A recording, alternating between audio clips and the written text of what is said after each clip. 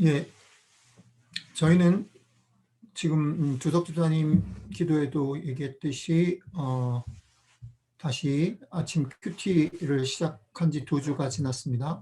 요한복음을 지나서 시편 73편으로 넘어와서 지난 금요일 날 시편 73편의 앞부분, 사실은 17절까지인데 18절까지 해서 묵상을 좀 했었고요.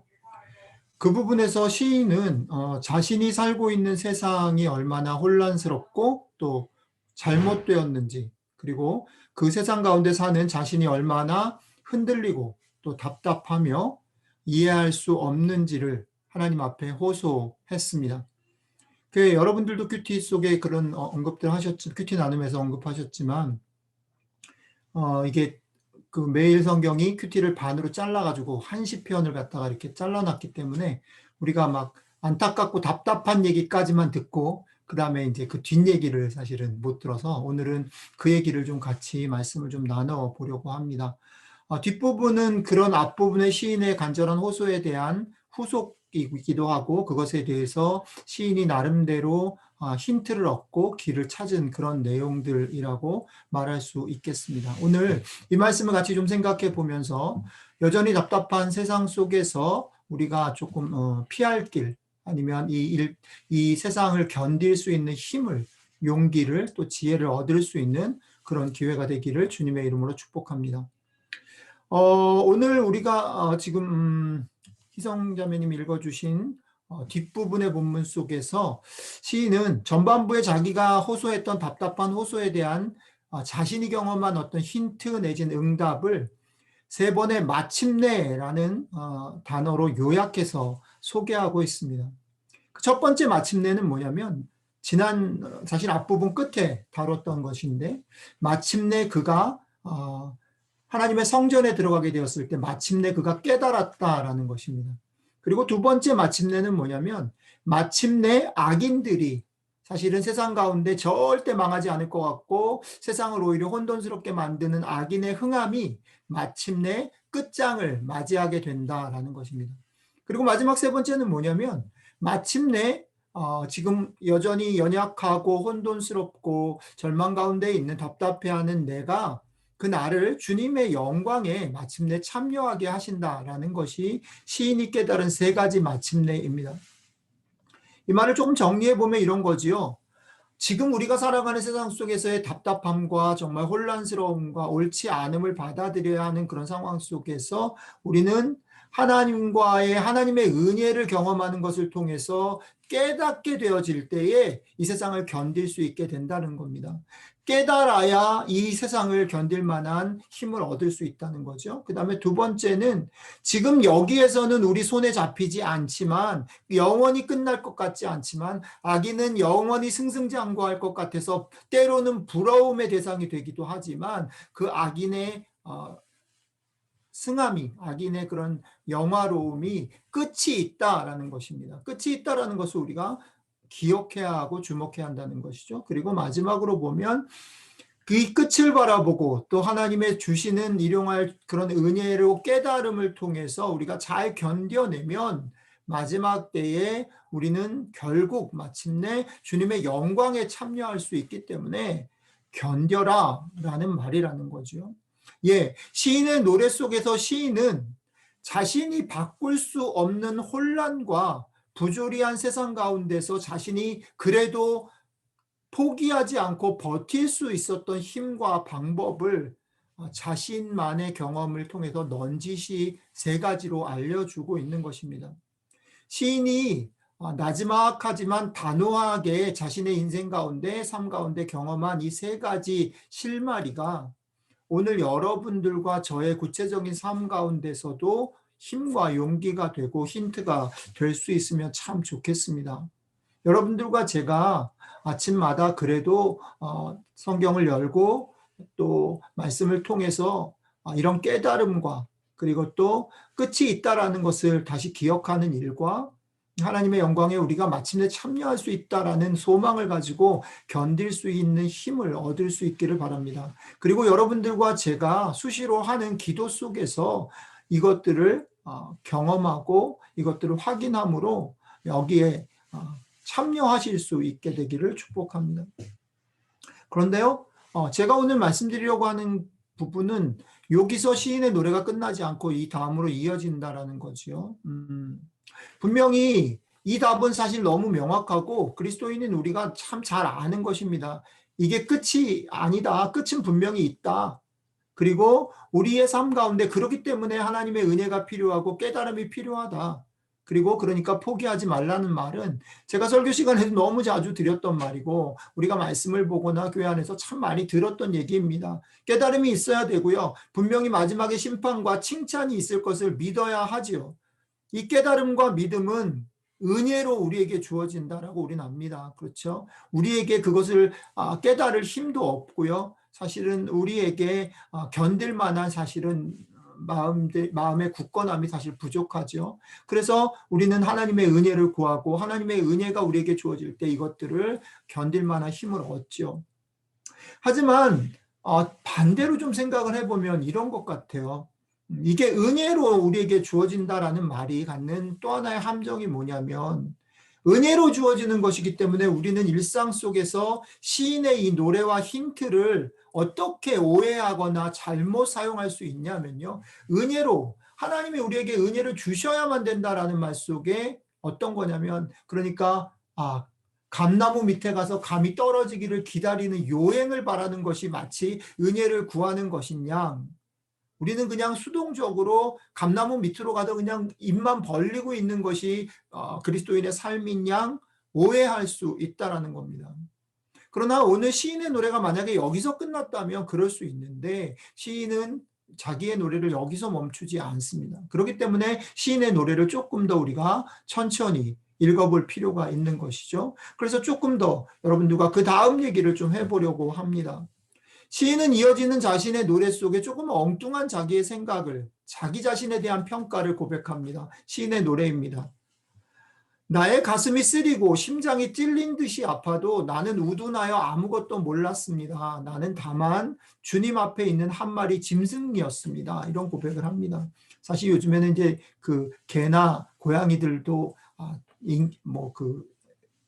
우리 사람이랑 똑같은 취급을 많이 받고 그렇게 존중을 해야 된다라는 얘기가 많기 때문에 여기서 짐승이라는 표현은 요즘에 트렌디한 그런 발언 아닐 수 있어요. 멍멍이가 서운하죠. 고양이가 서운합니다. 어쨌든 간에 사람스럽지 못한 거죠. 어쨌든 간에 이 시인은 이렇게 얘기를 하는 겁니다. 자신의 삶의 주변에 일어나는 아픔과 부조리와 또 답답함이 계속 이어졌고 여전히 그 문제가 해결되지 않았음에도 여전히 문제가 있어요. 자기가 살고 있는 세상이 옳지 못해요. 그게 남아있는데 그거를 자기는 문제로 느끼지 못했다라고. 자기는 문제로 느끼지 못했기 때문에 자기는 참 사람스럽지 못하다라고 얘기를 하는 겁니다. 이 말이 왜 갑자기 툭 튀어나왔을까?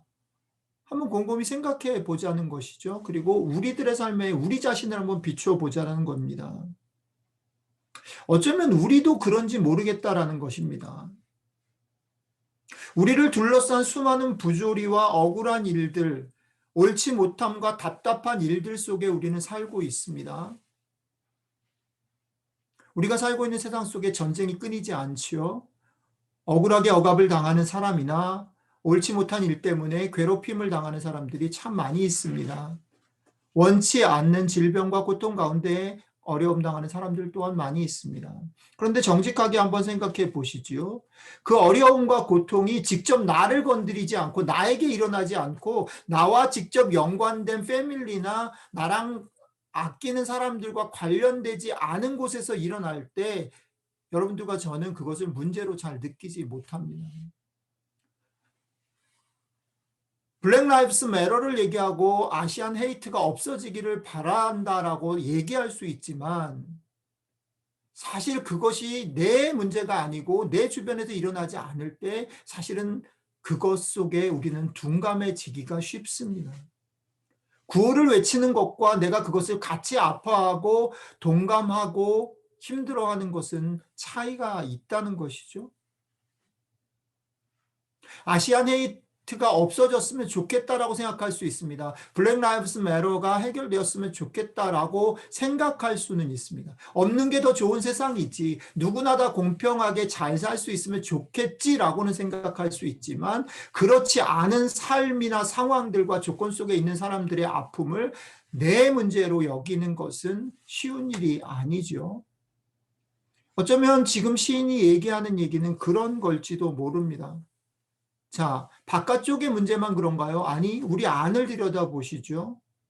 우리가 줄이고 목마른 상황에서 밥과 물을 구하는 것과 내가 이미 배가 부르고 등이 따뜻한 상황 속에서 의식주를 구하는 것 사이에는 현격한 차이가 있습니다. 오늘 말씀을 준비하면서 내가 있는 자리는 어디인가라는 질문을 던졌습니다. 이런 말이 있죠. 당신이 서 있는 자리가 당신의 바라보는 풍경을 바꿉니다. 그죠?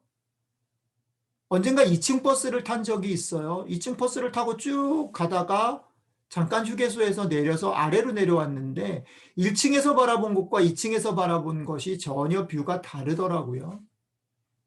내가 어느 곳에 서서 성경을 읽느냐 하는 것도 그런 차이를 빚을 수 있습니다. 성경은 늘 옳고 절대적인 진리를 얘기하는 것 같은데 사실은 내가 어느 위치에 서서 성경을 읽느냐에 따라서 그 성경의 시인의 노래가 나의 노래가 될 수도 있고 나의 고백이 될 수도 있고 나의 간절함이 될 수도 있지만 내 위치가 바뀌어진 상황 속에서는 그것은 나와 관계없이 그냥 성경의 노래에 불과할 때가 있는 것이지요. 그래서 우리는 우리 주변의 상황을 볼 때에도 말씀을 듣고 읽고 묵상할 때에도 내가 어느 자리에서 그것을 바라보고 있느냐에 따라 내가 정말 나의 문제로 절감하고 공감하고 아파할 수 있느냐 아니면 맞기는 맞는데 그랬으면 좋겠는데 라고 남의 얘기로 밀어볼 수 있느냐라는 대단히 큰 차이가 발생한다라는 겁니다. 성경을 열심히 묵상하고 기도하는 것도 중요하지만 그렇기 때문에 성경을 묵상하고 있는 나의 자리가 어디인가를 보는 일은 그래서 중요한 것이죠. 기도를 열심히 하는 것도 중요하지만 그 기도를 하는 나는 어디에서 어떤 마음으로 기도에 참여하느냐라는 것이 중요하다라는 것입니다. 내가 배고프지가 않은데 목마르지가 않은데 억지로 내가 배고파야 하고 목말라야 한다라고 여기는 일은 어쩔 수 없이 그래야 하기 때문에 할 수는 있지만 그것이 나에게 공감을 자아내고 감동을 줄 수는 없습니다. 내 마음을 움직일 수는 없습니다. 그리스도인이기 때문에 아침마다 성경을 열어 큐티할 수는 있습니다. 기도에 참여할 수 있습니다. 예배에 참여할 수는 있습니다. 그러나 우리의 마음과 손과 발을 그 큐티가, 그 기도가, 그 예배가 움직이게 만들지는 못한다는 것입니다. 그러니까 오늘 제가 여러분들과 나누고 싶은 얘기, 시인이 우리에게 조금 더 깊게 아주 구체적으로 얘기하고 도전하는 얘기는 이런 것 같아요. 많은 그리스도인들이 아침 큐티를 회복하기를 원하고 또 기도 시간을 회복하기를 원하고 예배의 회복을 얘기합니다. 그런데 간절히 은혜를 구하기 전에 어쩌면 우리가 아주 프랙티컬하게 먼저 해야 될 것은 뭐냐면 나는 어느 자리에 있는가? 나는 지금 어느 자리에 서 있는가를 물어봐야 한다는 겁니다. 내 자리가 정말 배고픈 자리인가? 내 자리가 정말 사랑이 필요하고 고통이 필요한 사람들과 같이 있는 자리인가?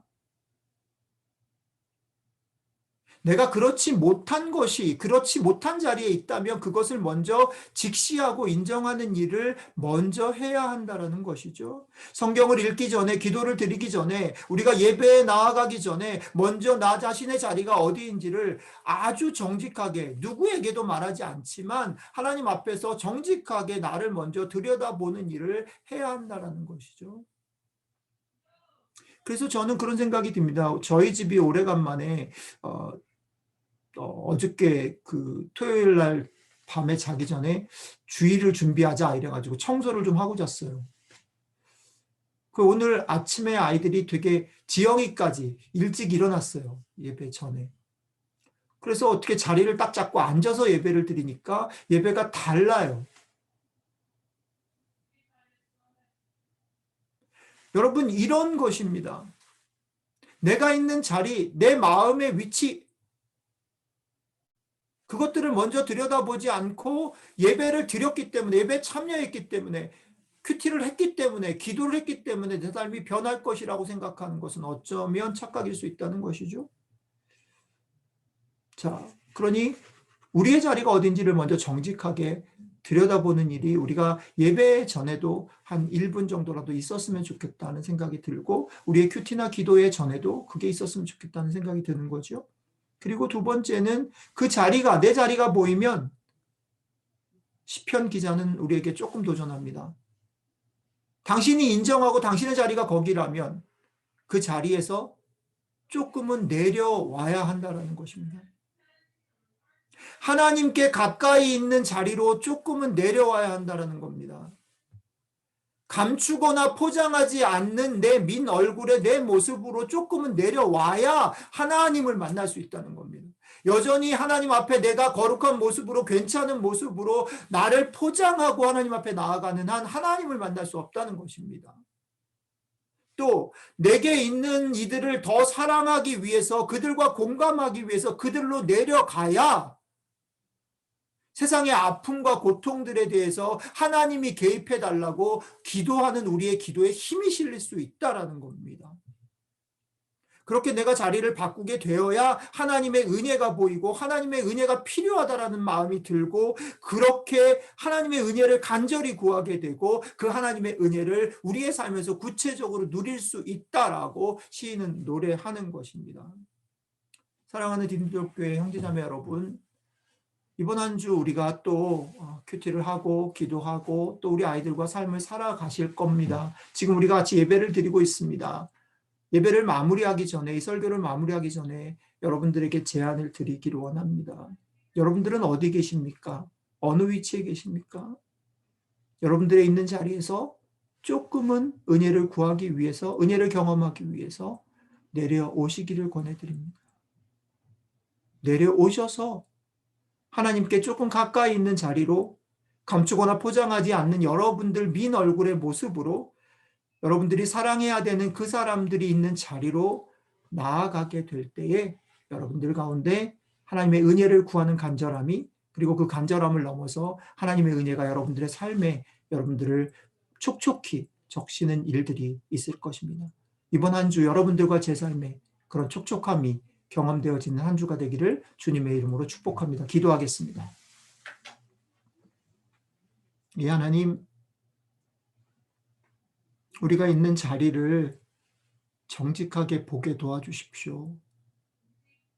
우리가 이미 너무 배가 부르고 이미 우리가 너무 많이 꾸민 얼굴로 하고 있고, 우리가 이미 너무 우리가 사랑해야 될 사람들과 거리가 있습니다. 주님, 우리가 그것을 보게 하시고 그 자리에서 용기를 내서 하나님께로, 나 자신의 민 얼굴로, 또 우리가 사랑해야 될 사람들이 있는 곳으로 한 걸음 내려갈 수 있도록 도와주십시오. 그래서 그 속에서 우리가 하나님의 은혜가 없이는 같이 사랑할 수 없고, 하나님의 은혜가 없이는 나 자신을 용납할 수 없고, 하나님의 은혜가 없이는 하나님을 경험할 수 없다는 사실들을 바라보면서 간절히 기도하며 나아가는 저희들이 되게 하십시오. 그래서 그 간절함 속에 하나님의 은혜로 우리의 삶이 조금은 촉촉해지는 한 주가 되게 도와주시면 좋겠습니다. 성령님, 사랑하는 디딤돌교회 식구들의 마음과 삶을 주관해 주셔서 이번 한 주 우리가 주의 은혜로, 그 일용할 양식으로 촉촉한 삶을 살아가도록 함께해 주시기를 원합니다. 감사드리며 우리 주 예수 그리스도의 이름으로 기도드렸습니다. 아멘.